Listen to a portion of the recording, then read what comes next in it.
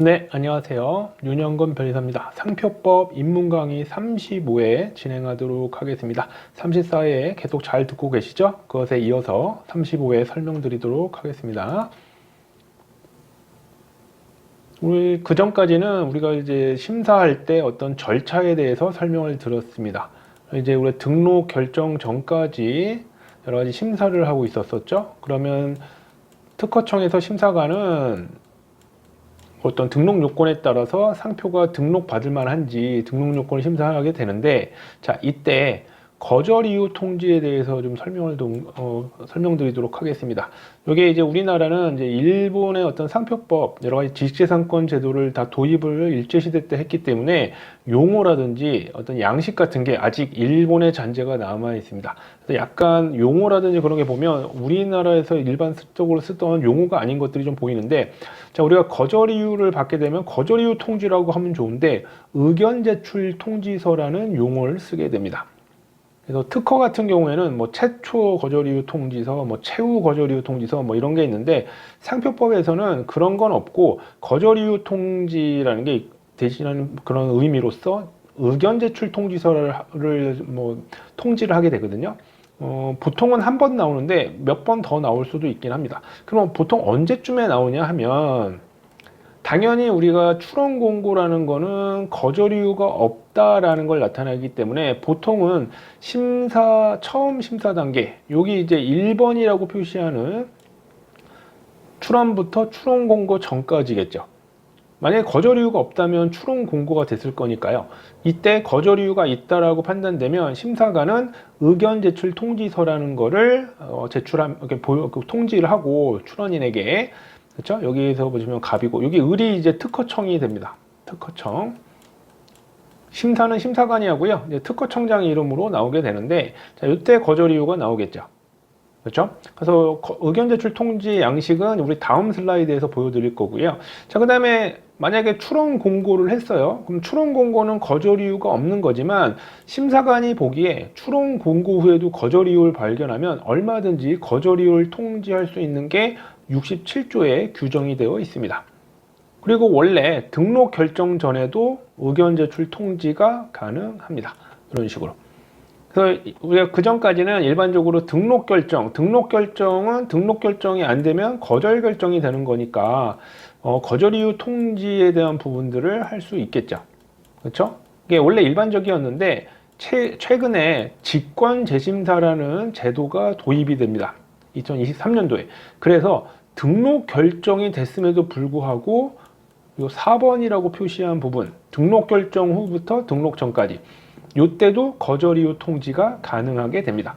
그러니까 보시면 출원부터 최종 등록까지 언제든지 법률적으로는, 우리가 법 규정상으로는 의견 제출 통지, 즉 거절 이유 통지가 가능하게 된다. 이렇게 하게 됐습니다. 우리가 이제 특허나 디자인에 비해서는 어떤 기술이나 디자인과 좀 어떤 복잡한 그런 내용이 없기 때문에 상표와 상품만 가지고 판단을 하다 보니까 의견 제출 통지의 기회가 더 많이 하게 되고요. 또 시간도 많이 걸리지 않으니까 이런 식으로 규정을 해놓게 된 겁니다.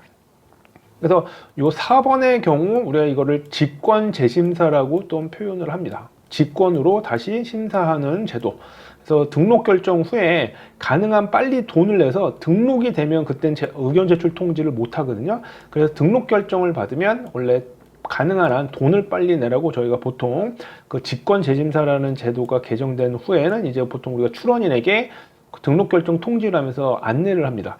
그러니까 등록 결정 후에 거절 이유가 나오게 되면 뭐 또 다퉈야 되니까. 그렇죠? 그래서 가능한 한 빨리 돈을 내시라고, 등록료를 내라고 통지를 하게 됩니다. 그래서 요거 거절 이유 통지에 관한 거는 등록 요건을 위반했을 때 거절 이유 통지 또는 의견 제출 통지를 한다라고 말씀을 드렸고요. 의견 제출 통지할 수 있는 기간을 설명을 드렸습니다. 그럼 의견 제출 통지는 어떻게 하느냐? 자, 이런 식으로 의견 제출 통지서의 양식이 있게 됩니다. 자, 제목이 보시면 특허청의 의견 제출 통지서라고 되어 있고요. 출원인이나 대리인의 정보가 있죠.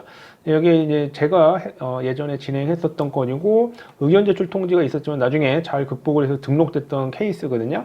그러면 이제 여기 보시면 여러 가지 내용이 나오고, 뭐 매회 1월 단위로 총 4회까지 연장할 수 있다. 그래서 의견 제출은 기한이 보통 2개월이 주어지고 연장도 할 수 있습니다. 그래서 의견 제출이라는 거는 거절 이유가 통지가 있으면 대응할 거냐 그런 내용이 있게 되는데, 여기 보시면 이제 거절 이유가 있게 되죠. 우리 34조 1항 7호 기억나십니까? 선등록 상표가 있는데 그것과 유사하다. 그러므로 거절 이유가 있다.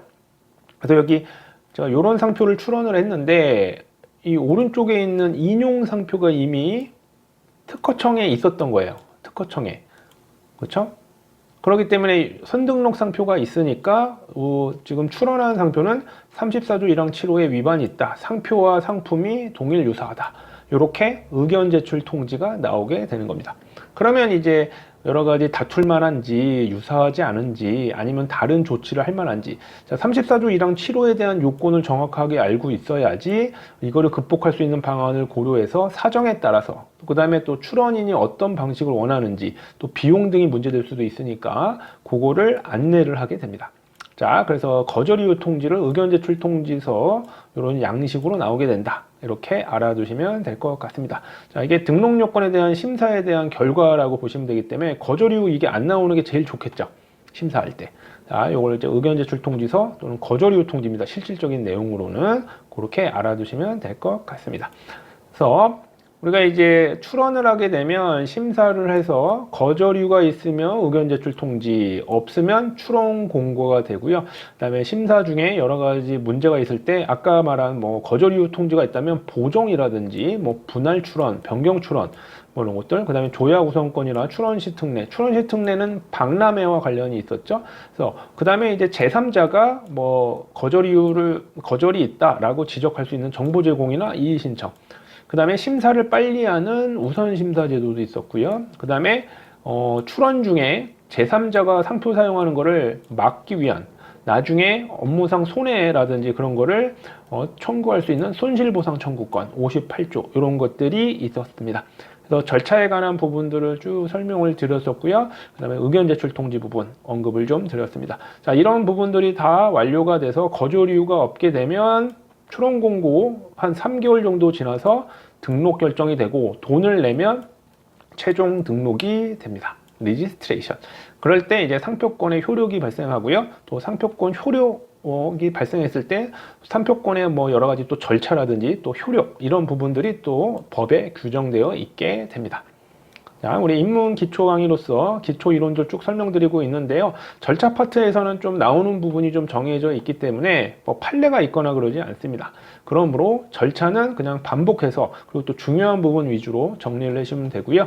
입문 기초에서는 요 정도 개념 정도만 좀 알아두시고 용어에만 익숙해 주시면 좋을 것 같고, 기본 강의 때 또 자세한 상세한 설명 드리도록 하겠습니다. 2024년 6월 달에 지금 처음 오프라인에서 개강을 해서 기본 강의를 하고 있고요. 2025년 62회 시험을 대비한 강의입니다. 자, 여러분들 많은 도움이 되길 바라고요. 강의를 들으신 분들 좀 시간 좀 내주셔서 좋아요, 구독, 댓글 이런 것들 해주시면 많은 힘이 날 거고 더 나은 또 콘텐츠 만들도록 하겠습니다. 자, 이번 35회 입문 강의 마치도록 하고요. 다음 36회 때 또 뵙도록 하겠습니다. 감사합니다.